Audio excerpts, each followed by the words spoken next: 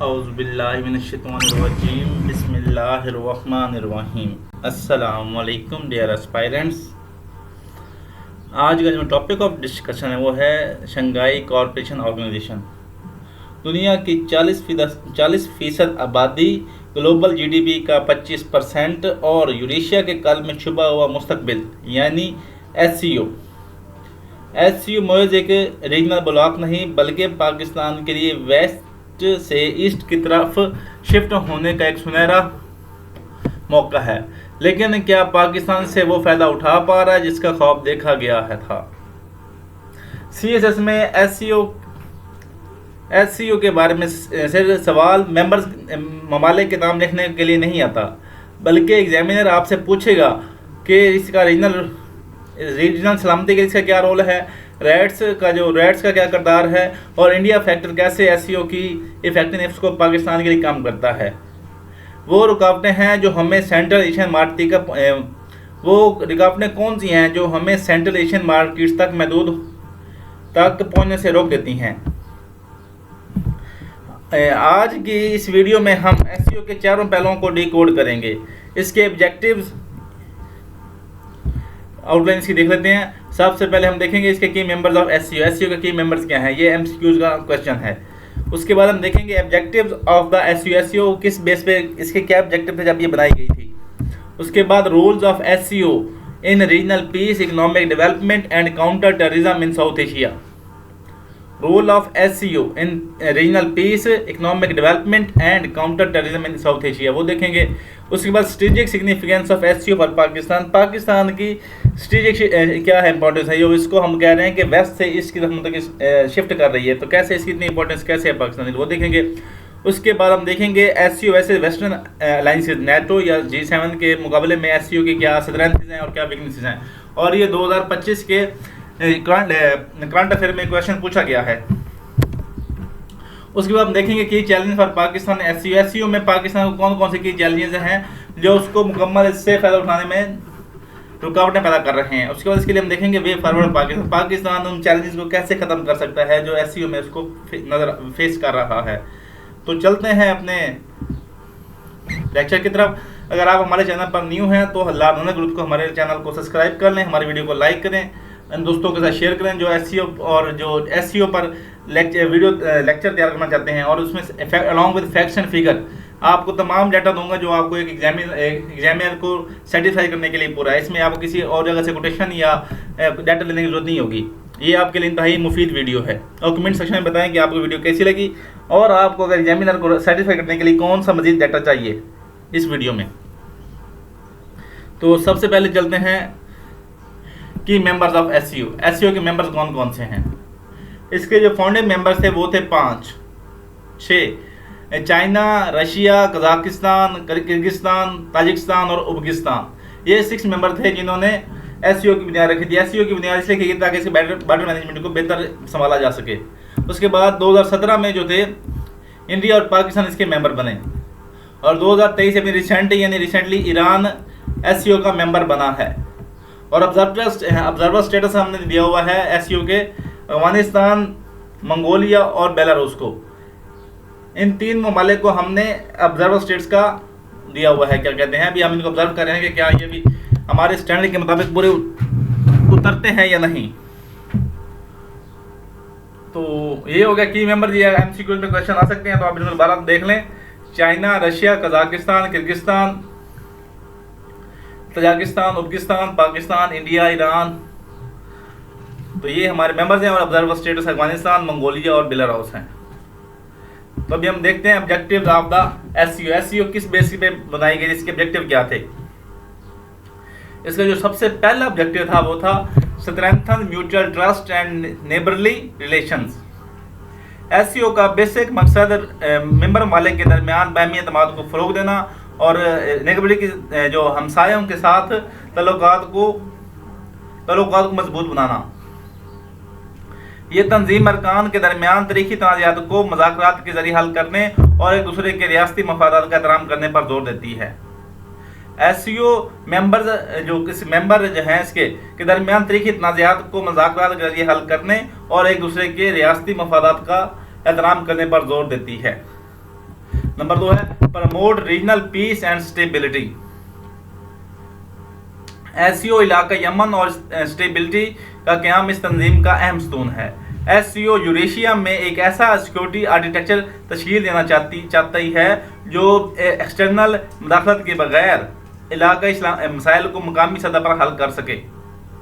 SCO Eurasia Europe का और Asia में एक ऐसा सिक्योरिटी आर्किटेक्चर तश्कील देना चाहती है। इसका मकसद है जो बैरूनी मुदाखलत इंटरनल इंटरफेरेंस के बगैर रीजनल मसाइल को मकामी सतह पर हल कर सके। उसके बाद है counter terrorism, extremism and separatism. SCO तीन बुराइयों यानी टेररिज्म, एक्सट्रीमिज्म और सेपरेटिज्म के खिलाफ वो थी काउंटर रखती है। इस मकसद के लिए उन्होंने रैट्स जैसा मुस्तर इदारा कायम किया। इस मकसद को हासिल करने काउंटर करने के लिए रैट्स जैसा एक मुस्तर इदारा कायम किया जो इंटेलिजेंस शेयरिंग और मुश्तरका फौजी मशकों के जरिए दहशतगर्द नेटवर्क के खात्मे और इंतहा पसंदाना नजरियात की रोकथाम के लिए काम करता है।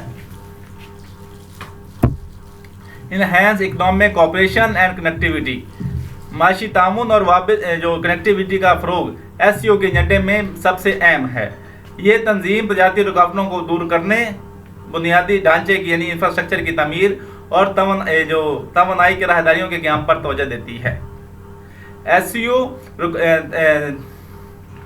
जो ट्रेड बैरियर्स को दूर करने, बेसिक इंफ्रास्ट्रक्चर की तामीर और तवानाई के कॉरिडोर्स के क़याम पर तवज्जो देती है। पाकिस्तान के लिए सी पैक इनमें से एक वो है। उसके बाद है support multilateralism and sovereign equality. SCO multipolar world की हिमायत करते हैं, सपोर्ट करता है जहां तमाम रियासतें बराबर हैं। ये तंजीम मगरब के यकतरफा गलबे के खिलाफ खुद मुख्तियारी और अदम मुदाखलत के असूलों पर कारबंद है। इसका मकसद बैन अक़वामी क़वानीन की बालादस्ती और अक़वाम मुत्तहिदा के चार्टर के मुताबिक ग्लोबल मामलात को चलाने के लिए एक मुतबादिल प्लेटफॉर्म मुहैया करना। एससीओ का मकसद बैन अक़वामी क़वानीन की बालादस्ती यानी implementation of global rules and regulation and अक़वाम मुत्तहिदा के चार्टर के मुताबिक ग्लोबल मामलात को चलाने के लिए एक मुतबादिल प्लेटफॉर्म मुहैया करना है सब यूरेशियन ममालिक को। और लास्ट का जो ऑब्जेक्टिव है वो है foster collaboration in culture, science, energy and education. रुकन ममालिक के अवाम के दरमियान ताल्लुकात को मजबूत बनाने के लिए cultural, science, energy and education को फ़रोग दिया जाता है। तलीमी एजुकेशन स्कॉलरशिप हो, कलेक्टिव साइंसी रिसर्च एंड डेवलपमेंट हो और एनर्जी के बहरान के निपटने के लिए एनर्जी क्लब का क़याम इस बात की अक्कासी करता है कि एससीओ महज सिक्योरिटी तक महदूद नहीं बल्कि एक साथ इंसानी तरक्की के लिए भी खैर ख्वाह है और साथ साथ इंसानी तरक्की की भी खैर ख्वाह है अलॉन्ग विद ह्यूमन डेवलपमेंट। तो ये हो गए इसके 6 objective. The SCO university network now comprises over 80 partners universities facilitating credit transfer and joint research in STEM and regional languages. The SCO University network now comprises over 80 partner universities facilitating credit transfer and joint research in STEM and regional languages. ये हो गए SCO के objectives। अभी हम देखते हैं rule in regional peace, economic development and counter terrorism in South Asia के कैसे इसके रोल्स कौन कौन से हैं, किस तरह इसने अपने आप को फैसिलिटेट किया है। तो सबसे पहला जो पॉइंट है वो है facilitates connectivity projects like belt and road initiatives. SCO अपने खित्ते में जो कनेक्टिविटी और इंफ्रास्ट्रक्चर की तरक्की के लिए एक पुल का किरदार अदा करता है। चीन के belt and road initiative central Asia के इकोनॉमिक कॉरिडोर के दरमियान हमआहंगी पैदा करना इसकी तरजीहात में शामिल है। ये कनेक्टिविटी न सिर्फ तजारत को आसान बनाते हैं बल्कि मेंबर ममालिक के दरमियान इकोनॉमिक इंडिपेंडेंस बढ़ाकर रीजनल अमन को भी फरोग देते हैं। तो इसका फैक्ट नोट कर लें। 2025 BRI एंगेजमेंट रीच्ड एट ए रिकॉर्ड 213.5 बिलियन, तो इनकी रिकॉर्ड थी with central Asian investment nearly कि BRI की जो इन्वेस्टमेंट थी वो कहाँ तक पहुँच गई थी, 213.5 213.5 बिलियन, यहाँ तक इनकी इन्वेस्टमेंट पहुँच गई थी BRI की। दूसरा, promotes trade liberalisation among members. SCO रुकन ममालिक के दरमियान आज़ादाना तजारत और माशी रुकावटों के खात्मे के लिए भी कोशिश करता है, प्रमोट करता है। इसका मकसद कस्टम के तरीक़ाकार को सादा बनाना, लोकल करेंसीज में लेन देन को बढ़ाना और एक ऐसा तजारती ढांचा तैयार करना जो मगरबी जो वेस्टर्न फाइनेंशियल सिस्टम पर इंसार काम कर सके,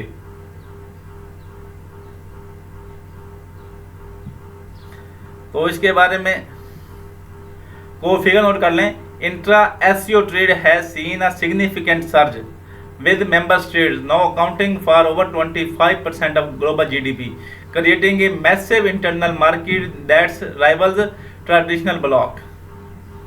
Massive internal market. दूसरा पॉइंट, तीसरा कैसे है, offers platform for regional dialogue, Afghanistan energy. SCO regional conflicts और एनर्जी के मसाइल पर बातचीत का सबसे बड़ा फोरम है, जहां खास तौर पर अफगानिस्तान में स्टेबिलिटी के लिए ये तंजीम नेबर्स फॉर्मेट के जरिए कलीदी किरदार अदा कर रही है। तवानाई के शोबे में SCO एनर्जी क्लब रुकन ममालिक जो दुनिया के बड़े प्रोड्यूसर और कंज्यूमर है के दरमियान ताउन को यकीनी बनाकर तवानाई की एनर्जी सिक्योरिटी को यकीनी बनाता है। नेबर फॉर्मेट बना के और अफगानिस्तान को नेबर फॉर्मेट के जरिए हल कर रहा है, और तवानाई के शोबे में ये एनर्जी क्लब के जरिए एनर्जी सिक्योरिटी को यकीनी बनाता है। इसके बाद है rats regional anti terrorist structure shares intelligence on terrorism. तो अब ये देखते हैं काउंटर टेररिज्म कैसे कर रहा है साउथ एशिया में। रैट्स SCO का सबसे मुतहरिक इदारा है। रैट्स SCO का एक मुतहरिक इदारा है जो इंटेलिजेंस शेयरिंग और डेटाबेस की फराहमी के जरिए काम करता है। ये इदारा दहशतगर्द तंजीमों की फरिस्त साजी सरहद पार दहशतगर्दों की नकलो हमल की यानी इसकी मूवमेंट्स की निगरानी करता है और टेरर फाइनेंसिंग को भी रोकने के लिए सपोर्ट करता है रुकन ममालिक को। नंबर 3 है joint military drills like peace mission counter extremism. SCO के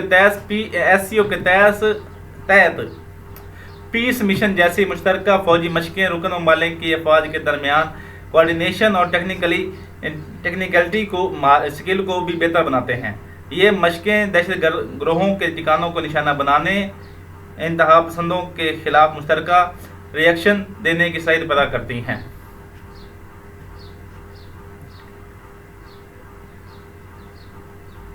तो इसके बारे में कोड नोट कर लें।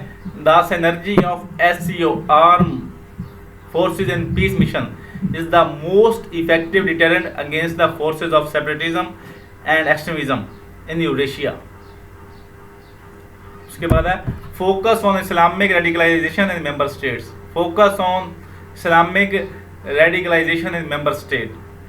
SCO इंतहा पसंदी और एक्सट्रीमिज्म और टेररिज्म के खिलाफ एक फिक्री महाज भी फराहम करती है। रुकन ममालिक में मजहबी इंतहा पसंदी के फैलाव को रोकने के लिए तलीमी जो एजुकेशनल रिफॉर्म्स, उलमा के तबादले और सोशल मीडिया पर मनफी बयानी का मुकाबला करने के लिए मुश्तरका प्लानिंग अपनाई गई है। SCO इंतहा पसंदी और यानी एक्सट्रीमिज्म और टेररिज्म के खिलाफ एक फिक्री महाज भी कायम करती है।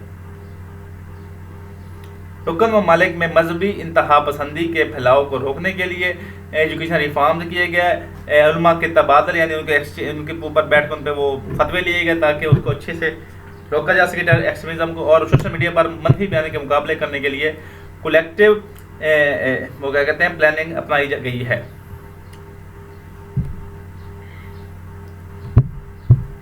तो इसके बारे में नोट कर लें। Member states have initiated the youth card program to foster cross cultural understanding and prevent the recruitment of vulnerable youth by the extremists like ISI के खुसरान, Daesh खुसरान, Khorasan। तो उसके लिए यूथ कार्ड के प्रोग्राम शुरू किया हुआ है। ये हो गया उसके रोल्स। अभी हम देखते हैं कि strategic significance of SCO for Pakistan. Pakistan के लिए एससीओ की क्या ज़रूरत है कि हम इसको कह रहे हैं कि ये वेस्ट से ईस्ट की तरफ शिफ्ट करने के लिए पाकिस्तान के लिए ज़रूरी है। तो सबसे पहला है offers alternative bloc to western dominated alliances. Offers alternative bloc to western dominated alliances. SCO Pakistan को वेस्टर्न ब्लॉक और आईएमएफ जैसे फाइनेंशियल इंस्टीट्यूशन पर ज़रूरत से ज़्यादा इंसार कम करने का मौका फराहम करती है। ये तंजीम एक मुतबादिल मल्टीपोलर वर्ल्ड निज़ाम के तहत काम हिमायत करती है, जिससे पाकिस्तान को अपनी फॉरेन पॉलिसी में तवाज़ुन पैदा करने और ग्लोबल सतह पर खुद मुख्तियार फैसले करने की वो कहते हैं कि डिप्लोमेटिक पावर फराहम करती है। कहता है कि हम आईएमएफ और इनको छोड़ के हमसे इसके एससीओ को ज्वाइन करेंगे तो इस पर हमारी क्या होगी, इससे हमारी फॉरेन पॉलिसी में तवाज़ुन पैदा होगा, ग्लोबल लेवल पर हमारे इंडिपेंडेंस बढ़ेगी और हमारे हमें डिप्लोमेटिक सपोर्ट मिलेगी। तो कहता है कि कैसे हम एससीओ को छोड़ सकते हैं आईएमएफ को। वो कहता है कि एससीओ डेवलपमेंट बैंक बना गया जो 2025 में बना, हम उनसे भी लोन ले सकते हैं। उसके बाद है enhance connectivity with central Asia through Gwadar. Pakistan के लिए एससीओ का सबसे बड़ा फ़ायदा सेंट्रल एशिया कार जो कहते हैं सेंट्रल एशियन रिपब्लिक्स तक रिसाई है। Gwadar port in land lock countries के लिए करीब तरीन समुद्री रास्ता है। ये कनेक्शन पाकिस्तान को इकोनॉमिक हब में तब्दील कर सकता है।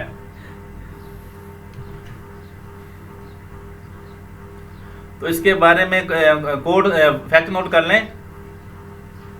इन फरवरी 2026 federal minister Abdul Aleem Khan confirmed that Pakistan has allotted a dedicated 100-acre terminal at Gwadar Port, especially for Central Asian states to facilitate intercontinental trade. Pakistan has allocated a dedicated 100-acre terminal at Gwadar Port, specifically for Central Asian states to facilitate intercontinental trade। और ये किसने कहा है? ये federal minister Abdul Aleem Khan ने कहा फरवरी 2026 में। उसके बाद है strengthen China Russia Pakistan trilateral cooperation. SCO के प्लेटफॉर्म पर चीन, रशिया और पाकिस्तान का बढ़ता हुआ ताउन एक नए स्ट्रेटेजिक ट्राइलेटरल को जन्म दे रहा है। ये कॉपरेशन ना सिर्फ डिफाई शोबे में अहम है बल्कि एनर्जी और टेक्नोलॉजी के ट्रांसफर में भी पाकिस्तान के लिए फायदेमंद है।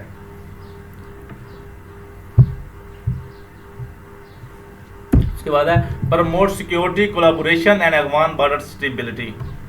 अफगानिस्तान में अमन पाकिस्तान की बका के लिए इंतहाई ज़रूरी है और एससीओ इस मसले पर इलाकाई इत्तफाक के राय पैदा करने का बेहतरीन फोरम है। इस मसले पर रीजनल वो कहते हैं कंसेंसस पैदा करने का बेहतरीन फोरम है। रैट्स यानी रीजनल एंड टेरर स्क्वाड के जरिए पाकिस्तान सरहद पार दहशतगर्दी, टीटीपी के सरगर्मियों और इंतहा पसंदी पर काबू पाने के लिए इंटेलिजेंस शेयरिंग और कलेक्टिव प्लानिंग से फ़ायदा उठा सकता है। तो इसका फैक्ट नोट कर लें। Pakistan officially assume the chair of SCO regional anti terrorist structure for the 2025 to 26 term, leading regional efforts against cross border infiltration और leading regional efforts against cross border infiltration. ये सिक्योरिटी इंश्योर कर सकते हैं। उसके बाद है access to energy market and regional banking system. Access to energy markets and regional banking systems. SCO के जरिए पाकिस्तान अपनी एनर्जी की ज़रूरियात पूरी करने के लिए रूस और सेंट्रल एशिया के वसीअ ज़खायर तक रसाई हासिल कर सकता है। मज़ीद बरान तंजीम के अंदर लोकल करेंसी में तजारत और जो अल्टरनेटिव बैंकिंग सिस्टम पाकिस्तान की फौरी पर दबाव कम करने में मददगार साबित हो सकता है। कहता है कि एससीओ के जरिए हम एनर्जी मार्केट जा रहे हैं, उन पर जो अल्टरनेटिव बैंकिंग सिस्टम है जो डॉलर के बगैर काम करता है, उसके जरिए हमें जो फॉरेन ज़्यादा उससे कम होगा। उसके बाद है enhance Jio economic diplomacy and soft power. Enhance SCO enhance Pakistan Jio economic diplomacy and soft power. वो कैसे है? एससीओ की मेंबरशिप पाकिस्तान की ग्लोबल रिकग्निशन को एक सिक्योरिटी स्टेट से इकोनॉमिक हब में के तौर पर बदल कर पेश करती है। ये फ़ौरन पाकिस्तान को अपनी कल्चर, टूरिज़्म और साइंसी सलाहियतों को दिखाने का मौका देता है, जिसमें आलमी बरादरी पाकिस्तान का सॉफ्ट पावर मजबूत होता है, जिससे आलमी ग्लोबल बरादरी में पाकिस्तान की सॉफ्ट पावर मजबूत होती है। SCO की मेंबरशिप पाकिस्तान की ग्लोबल जो आइडेंटिटी को एक सिक्योरिटी स्टेट से इकोनॉमिक हब में बदलकर पेश करती है। ये फ़ौरन पाकिस्तान को अपनी कल्चर, टूरिज़्म और साइंसी स्किल्स को दिखाने का मौका देता है।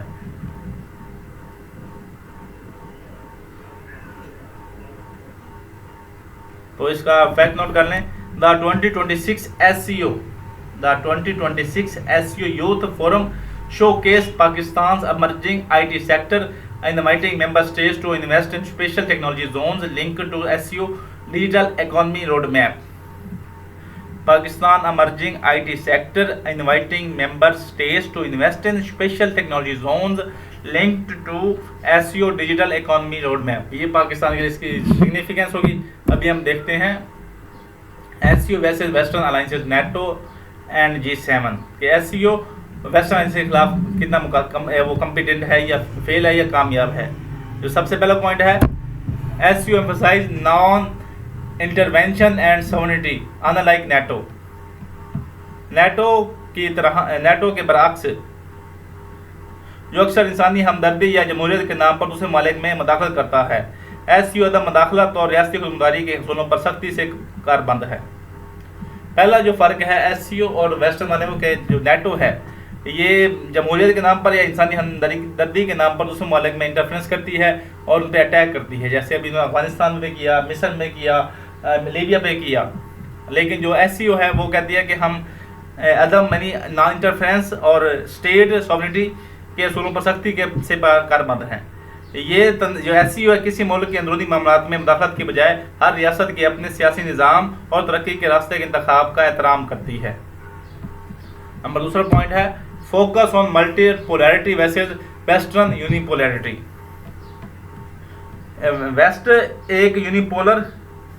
वेस्ट एक ऐसे ग्लोबल निज़ाम का हामी है जिसकी क़यादत अमेरिका कर रहा है, जिससे मगरब एक ऐसे ग्लोबल वर्ल्ड ऑर्डर का हामी है जिसकी क़यादत अमेरिका कर रहा है, उसे हम यूनिपोलर वर्ल्ड कहते हैं। जबकि SCO एक मल्टीपोलर वर्ल्ड निज़ाम चाहता है जिसका मकसद ताकत को चंद हाथों से निकाल कर मुख्तलिफ रीजनल सेंटर्स में तकसीम करना, ताकि ग्लोबल डिसीजन में तरक्की पजीर ममालिक की आवाज़ को भी अहमियत दी जा सके, ताकि ग्लोबल डिसीजन में तरक्की यानी डेवलपिंग स्टेट्स को भी आवाज़ को भी अहमियत दी जा सके। नंबर 4 है SCO includes non western powers.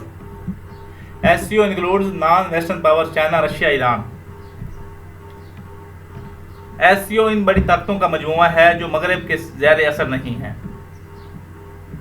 SCO उन बड़ी ताकतों का मजमूआ है जो मगरब के ज़ेर असर नहीं है, जैसे चीन अमेरिका के अंडर नहीं है, यानी वेस्ट के अंडर नहीं है, रशिया भी नहीं है और ईरान भी नहीं है। यह इत्तेहाद मगरब के इकनॉमिक और पॉलिटिकल इन्फ्लुएंस जो उसका इन्फ्लुएंस के खिलाफ एक अल्टरनेटिव प्लेटफॉर्म मुहैया करता है, जहां एशियाई और यूरो एशियाई ताकतें अपने मफादात का तहफ़्फ़ुज़ कर सकती हैं। यानी जहां एशियन ममालिक और यूरेशिया यानी यूरेशिया यानी जो यूरोप की और एशिया की जो ममालिक हैं वो अपने मफादात का तहफ़्फ़ुज़ कर सकती हैं और ग्लोबल स्टेज पर अपनी मौजूदगी का एहसास दिला सकती हैं। उसके बाद है no military hegemony unlike NATO। No military hegemony. NATO एक हेजमन फौजी इत्तेहाद है जिसका मकसद कलेक्टिव दिफा है, जबकि SCO कोई बाकायदा फौजी ब्लॉक नहीं है। इसका फोकस दिफाई बालदस्ती जो डिफेंस हेजमनी की बजाय सिक्योरिटी कॉपरेशन, दहशतगर्दी के खात्मे और सरहदों की हिफाजत पर है। ये किसी तीसरे मुल्क के खिलाफ फौजी कार्रवाई का इदारा नहीं रखती, बल्कि रीजनल पीस को तरजीह देती है। SCO किसी तीसरे मुल्क के खिलाफ फौजी कार्रवाई का इदारा नहीं रखती, बल्कि रीजनल अमन को तरजीह देती है। उसके बाद है SCO promotes economic connectivity not sanctions. SCO promotes economic connectivity not sanctions. Western ममालिक अक्सर अपनी सियासी मर्जी मनवाने के लिए इकोनॉमिक सैंक्शन इस्तेमाल करते हैं। वेस्टर्न पावर्स अपनी सियासी मर्जी मनवाने के लिए इकोनॉमिक सैंक्शन इस्तेमाल करते हैं, लेकिन एससीओ इकोनॉमिक कनेक्टिविटी और ट्रेड के फ़रोग पर यकीन रखती है। यह तंजीम पाबंदियों के मुतबादले के तौर पर मकामी करेंसियों में तजारत और एक खुद मुख्तियार यानी इंडिपेंडेंस फाइनेंशियल सिस्टम की तश्कील के लिए काम कर रही है, ताकि मेंबर्स ममालिक इकोनॉमिक प्रेशर से आज़ाद रहें, जो वेस्टर्न का जो इकोनॉमिक प्रेशर है उससे आज़ाद रहें।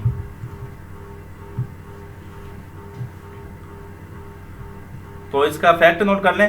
The 2026 SCO economic cooperation road map focuses on dedollarization and integration of national payment system to bypass the western control SWIFT network.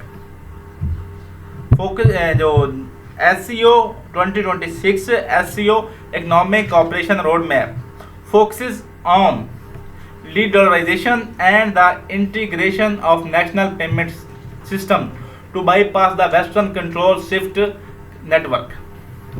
उसके बाद है SCO resist western ideological इम्पोजिशंस।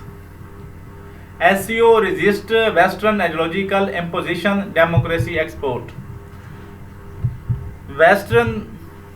Waste countries अक्सर जमहूरियत की बरामद यानी डेमोक्रेसी एक्सपोर्ट और अपनी मखसूस इक़दार को दूसरे मालिक पर थोपने की कोशिश करते हैं। वेस्टर्न कंट्रीज या वेस्टर्न पावर अक्सर डेमोक्रेसी एक्सपोर्ट और अपनी स्पेशल वैल्यूज़ को दूसरे मालिक पर थोपने की कोशिश करते हैं, लेकिन एससीओ इस जो आइडियोलॉजिकल हेजेमनी के खिलाफ है और यानी कल्चर्स की ग्रोथ का दिफा करती है। इसका मानना है कि हर कौम को अपनी सकाफत, मज़हब और रवायत के मुताबिक अपना तर्ज हुकूमत मुंतखब करने का पूरा हक हासिल होना चाहिए।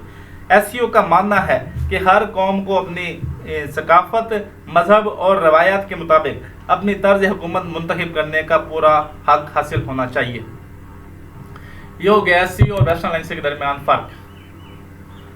तो अभी हम देखते हैं कि एससीओ को एससीओ के अपने ऑब्जेक्टिव हैं और वेस्टर्न अलायंस के अपने ऑब्जेक्टिव हैं। अभी हम देखते हैं कि की चैलेंज फॉर पाकिस्तान एससीओ से पाकिस्तान अपने फ़ायदे अपना वो मैक्सिमम आउटपुट क्यों नहीं ले पा रहा, तो उसमें कौन कौन से चैलेंज हैं। सबसे पहला जो चैलेंज है वो है India Pakistan hostility blocks consensus. Pakistan और भारत के माबैन कशीदगी यानी हॉस्टिलिटी एससीओ के अंदर इत्तफाक राय पैदा करने में सबसे बड़ी रुकावट है, कंसेंसस पैदा करने में सबसे बड़ी रुकावट है। इस दुश्मनी की वजह से रीजनल कोऑपरेशन के मंसूबे अक्सर डिले का शिकार हो जाते हैं और तंजीम का फ़ौरन अक्सर दो तरफा जो ब्लेम गेम के नज़र हो जाता है, जिससे एससीओ के कलेक्टिव ऑब्जेक्टिव्स को हासिल करना मुश्किल हो जाता है।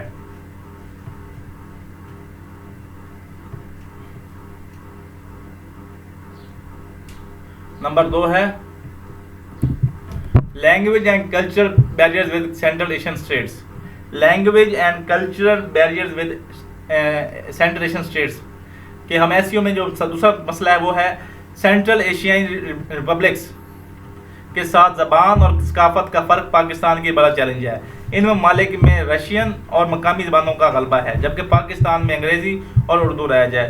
ये लैंग्वेज का फ़र्क कारोबारी तबके और अवाम के दरमियान वो कहता है कनेक्टिविटी में रुकावट बनता है, जिससे इकनॉमिक मौक़े से ज़्यादा इकनॉमिक अपॉर्चुनिटी से भरपूर फ़ायदा उठाया नहीं जा सकता। इसलिए वो कहते हैं कि दूसरा बैरियर ये है। नंबर 3 है low trade volume with SCO countries. Low trade volume with SCO. SCO के मेंबर स्टेट के साथ पाकिस्तान का जो ट्रेड वॉल्यूम है इसकी असर सलाहियत से बहुत कम है। बेसिक इंफ्रास्ट्रक्चर की कमी, बैंकिंग चैनल की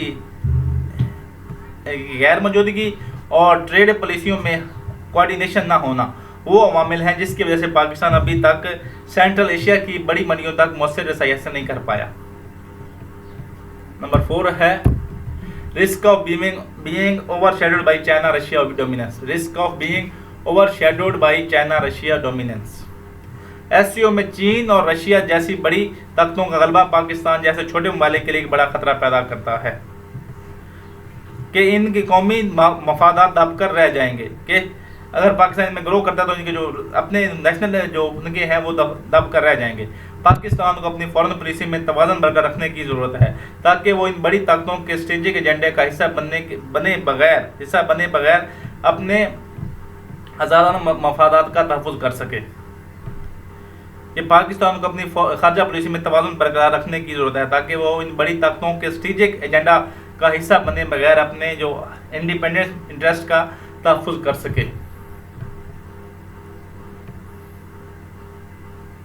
तो इसका फैक्ट नोट कर लें, large scale energy projects with in the SCOR predominantly dictated by the Russian supply routes and Chinese financing in BRI, leaving Pakistan with limited bargaining power in price negotiations. Leaving Pakistan with limited bargaining power in price negotiation. Number 5 जो challenge है वो है security concerns due to Afghan instability. Afghanistan की instable situation Pakistan की security और SCO की connectivity मंसूबों के लिए मुस्तकिल खतरा है। क्रॉस द बॉर्डर टेररिज्म और जो उसके TTP के जो उनके रिहायशों का दबाव और दहशत गर्दी का फैलाव वो मसाइल हैं जो सेंट्रल एशिया तक पाकिस्तान के ट्रेड रूट्स को गैर महफूज बनाते हैं और गैर मुल्की सरमायाकारी की हौसला शिकनी करते हैं। दहशत क्रॉस बॉर्डर टेररिज्म, उसके बाद एक्सट्रीमिज्म और रेडिकलिज्म का फैलाव वो मसाइल हैं जो सेंट्रल एशिया तक पाकिस्तान के ट्रेड रूट को गैर महफूज बनाते हैं और गैर मुल्की सरमायाकारी के हौसलों को भी हौसला शिकनी करते हैं।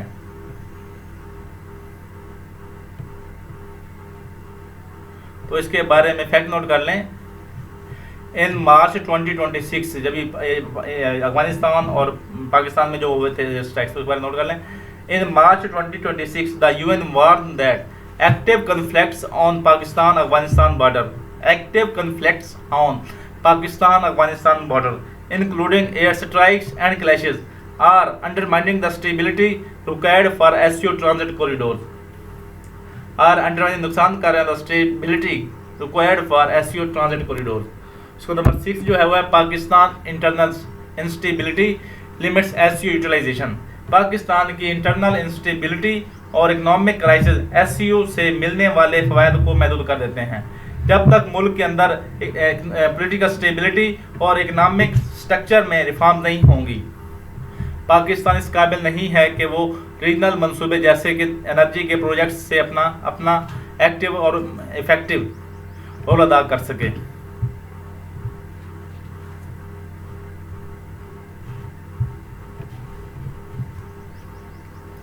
ये हो गया इसको चैलेंजेस। अभी देखते हैं इसका भी, इसको हम चैलेंज को ख़त्म कैसे कर सकते हैं, चैलेंज को सोल्यूशन कैसे कर सकते हैं। तो सबसे पहले जो सोल्यूशन है वो है improve bilateral trade with central Asian republics. जो बायलैटरल होगा तो हम अपनी ज़बानें एक साथ सीखेंगे, जो ज़बान वाले मसला हल करेंगे।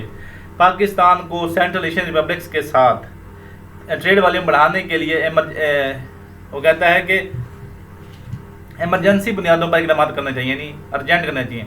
इसमें कस्टम्स और प्रेफरेंशियल ट्रेड एग्रीमेंट्स के तरीक़ाकार की मुआहदे करने एग्रीमेंट्स के चाहिए। प्रेफरेंशियल ट्रेड एग्रीमेंट्स, डिजिटलाइजेशन और वीज़ा पॉलिसियों में नरमी शामिल है। इनके साथ कैसे बनाना है, पहले हम वो कहते हैं कस्टम में ड्यूटी, कस्टम को डिजिटलाइज करें और प्रेफरेंशियल ट्रेड एग्रीमेंट्स करें और पॉलिसियों में जो है वीज़ा पॉलिसियों में नरमी लाएँ। सेंट्रल एशियन की मंडियां पाकिस्तान की टेक्सटाइल और फार्मास्यूटिकल मसनूआत के लिए बेहतरीन मौका फराहम कर सकती हैं। क्या कर सकते हैं, जो पाकिस्तान की टेक्सटाइल और फार्मास्यूटिकल मसनूआत के लिए बेहतरीन मौका फराहम कर सकती हैं, जिससे पाकिस्तान की एक्सपोर्ट्स बढ़ेंगी।